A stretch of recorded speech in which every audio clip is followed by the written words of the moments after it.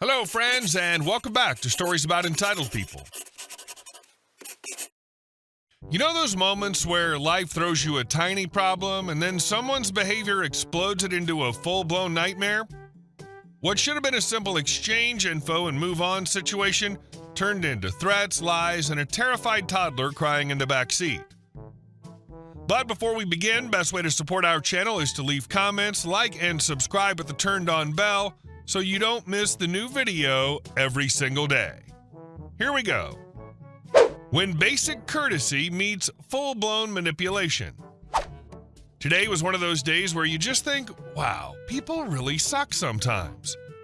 I was parked getting out of my car when the wind blew my door open gently. It barely touched the car next to mine, no visible dent, just a possible mark. I immediately acknowledged it and offered to exchange info. When I explained it was the wind, not to avoid responsibility, but just to clarify that it wasn't a careless act, she cut me off with, no, something like this happened before and it cost $2,000. My car is new. At that point, it felt less like she was assessing real damage and more like she was trying to guilt trip and manipulate me. She even pointed out a completely unrelated mark further down and insisted that was from my door too, which made no sense based on where the door touched. And then it escalated fast. She started filming me and my toddler, who was crying in his car seat, scared and confused. She threatened to call the police. I was trying to stay calm, juggle my phone, pull up my insurance app, and soothe my child, and she just kept the camera on us.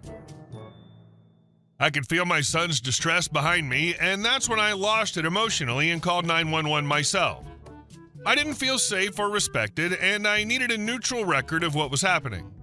After I gave her my info, I went back into the car to comfort my son, who by then was screaming and crying from the stress. I looked up and she was still filming us. I was literally just trying to calm my scared toddler, and she kept her phone pointed at us like we were some kind of show. That moment broke me. And it didn't stop there. When I showed her that I'd called 911, she told the police I'd banged on her window, which was absolutely false. I simply held up my phone near the window to show her the call screen. She also accused me of locking my child in the car with no air circulation, which was so far from the truth. I was right there, window cracked, AC on. It was just another manipulative accusation meant to make me panic.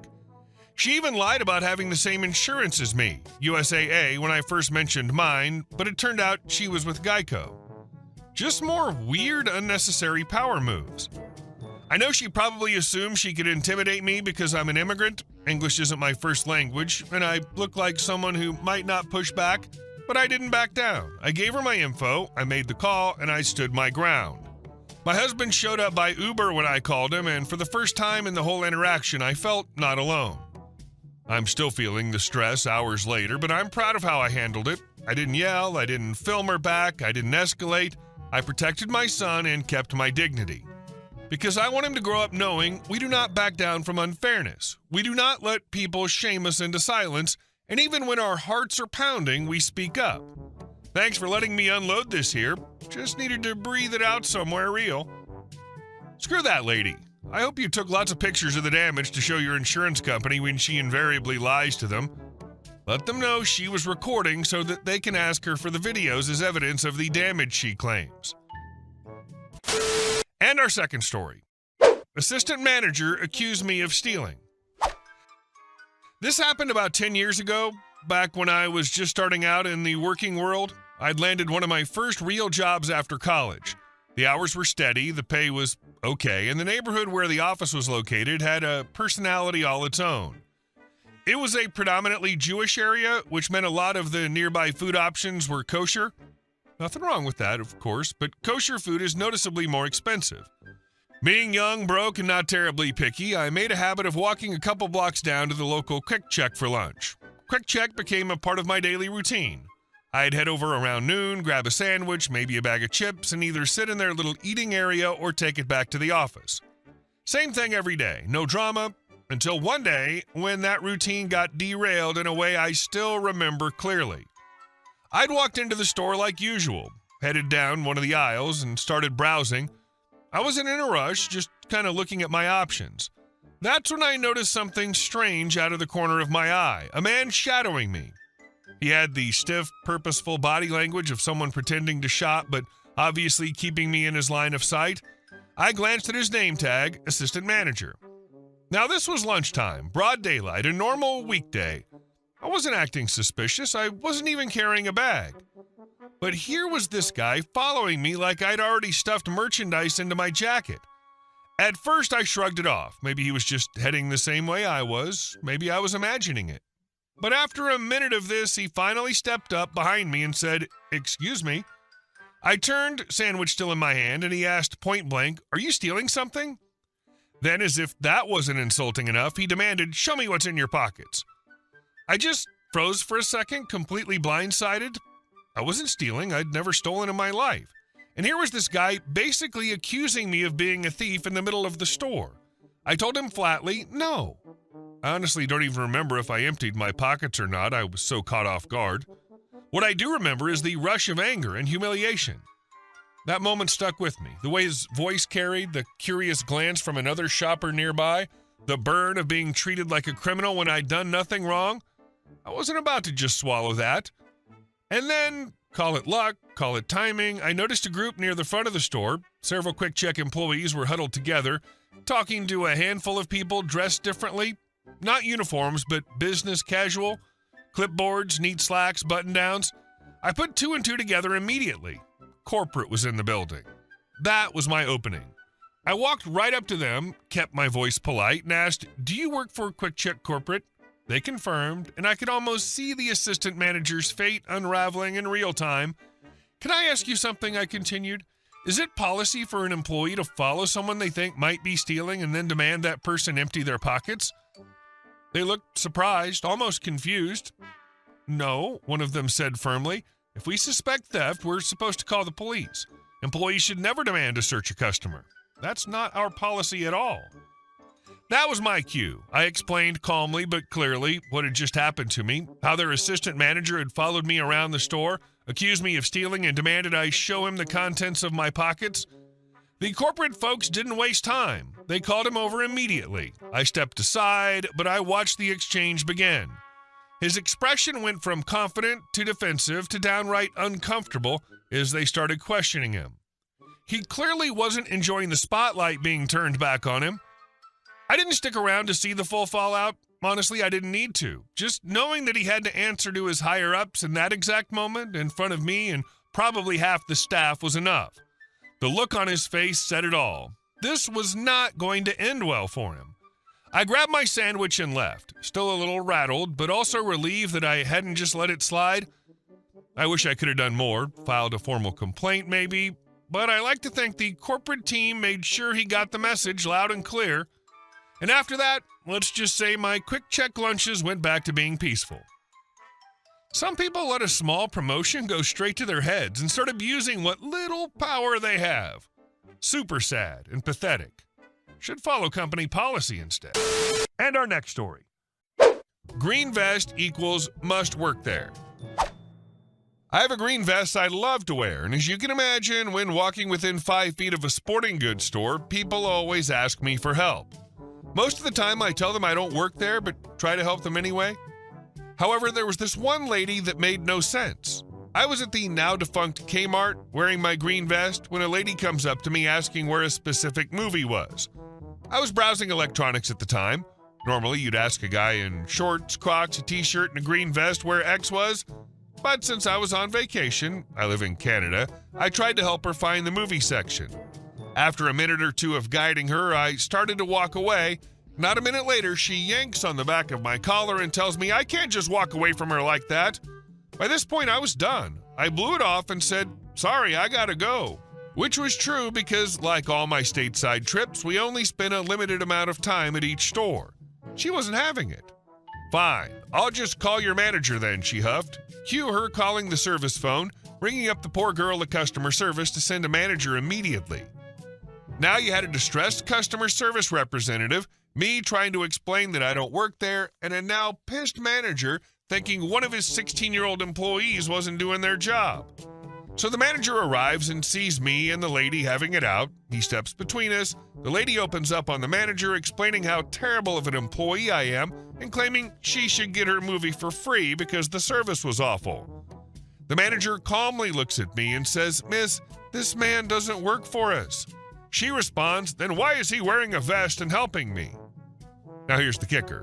The manager, dumbfounded, points at the Scouts Canada logo on my vest. "Miss, not only is this man not working for us, but you can see he's not even from this country. Not to mention that vest color isn't even the color of the store. What makes you think a guy in shorts, Crocs, and the wrong colored vest would be working for us?" This went on for a while, with the lady making increasingly dumb excuses while the poor manager tried to defend the Canadian standing behind him. Finally, she gave up, knocked over a shelf of movies, which in my mind I wished had her movie on it for irony's sake, and ran out the door. Well then, why was OP helping me? Because he's genuinely kind and helpful to others. I'm guessing that's not a tool in her box. Those self-entitled Karens wouldn't help someone out of the kindness of their hearts, so they figured no one else will either. Unless, of course, they're an employee or have something to gain from it. And our last story. She sold a house that wasn't hers.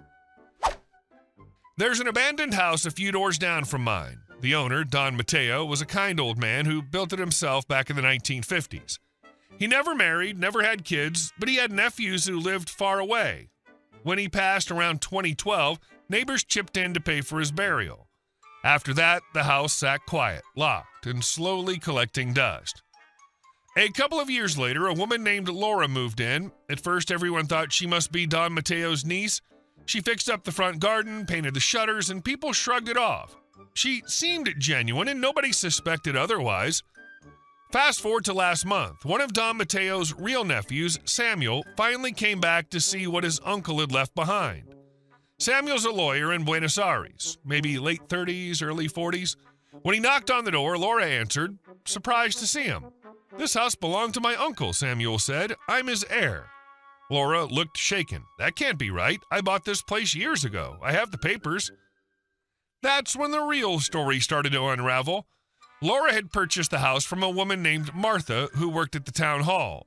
Martha had used her position to forge documents and sell abandoned properties as if they were hers to sell.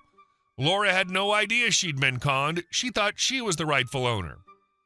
When Samuel pressed the issue, Laura was upset but cooperative. "I swear I didn't know. I paid Martha everything. I can show you the receipts." So Samuel called the police, and Laura went with him to confront Martha. That's when things exploded. Martha stood her ground at first, denying everything. "I don't know what you're talking about. The paperwork was legitimate." Samuel, furious, snapped back, "Don't play games with me. I've read the deeds. You abused your position and sold a property that was never yours."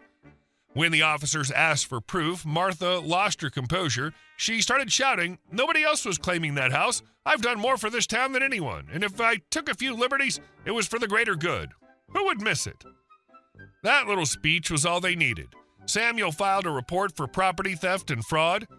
The fallout was immediate. Martha, who'd been a counselor at the town hall, was fired and placed under investigation. The truth spread quickly through our small town. Everyone suddenly remembered her reputation, how she always bragged about her projects for the community, how she seemed to live above her means, how she had fingers in every deal that came through the municipal office. And then came the twist. During the investigation, authorities discovered Martha hadn't just pulled this stunt once. She'd sold or claimed at least 4 other properties between our town and the capital. An entire scheme of forged documents, fraudulent sales, and stolen homes. Laura was cleared. She'd been a victim too, tricked into paying for a house she didn't legally own. Samuel, being a lawyer, agreed to help her. They would go to court to demand that Martha pay restitution to both of them. Samuel didn't want to keep the house, he just wanted compensation. Laura, however, loved the home and was ready to purchase it legally once the case was resolved. Martha went from strutting around as a local official with connections to sitting in jail awaiting trial for fraud and property theft. Her scheme crumbled in full view of the entire town. Neighbors who once believed her stories now shake their heads every time her name is mentioned. Meanwhile, Don Mateo's house is finally on the path to being owned properly. Samuel's pushing for restitution, and Laura will likely become the rightful owner. When I walk past that house now, I don't see an abandoned place or a fake owner's curtains. I see a future where justice gets the last word, and where Martha's arrogance buried her deeper than any grave. The ending's perfect. Martha's reputation demolished, her schemes dragged into daylight, and her strutting confidence replaced by jail bars. And that house, once abandoned, then stolen, is finally being set straight. Hey guys, thank you all for watching the video. I'll see you in the next one.